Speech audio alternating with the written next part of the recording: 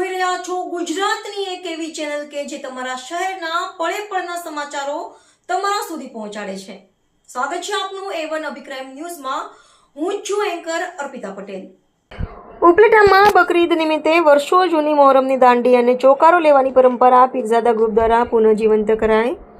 ઉપલેટા શહેરમાં વર્ષોથી કોમી એકતા અને ધાર્મિક પરંપરાઓનું આગવું મહત્વ રહ્યું છે. આજ પરંપરાના ભાગરૂપે બકરીદના પવિત્ર તહેવાર નિમિત્તે શહેરમાં આગાઝે મોહરમની દાંડી પાડવાની અને ચોકારો લેવાની ઐતિહાસિક પરંપરા ઉજવવામાં આવી હતી.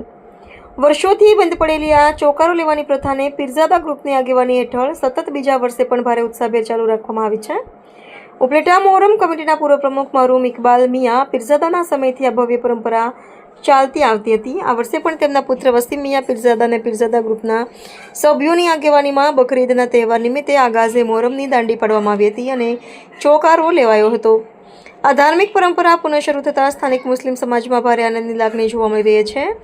આ પ્રસંગે પીરઝાદા ગ્રુપ, કરબલા ગ્રુપ, ખ્વાજા કે દીવાને ગ્રુપ સહિતના આગેવાનો, વડીલો અને યુવાનો મોટી સંખ્યામાં ઉપસ્થિત રહ્યા હતા અને શાંતિપૂર્ણ માહોલમાં સમગ્ર વિધિ સંપન્ન કરી હતી. રિપોર્ટર ભાવેશ ગોહિલ, ઉપલેટા.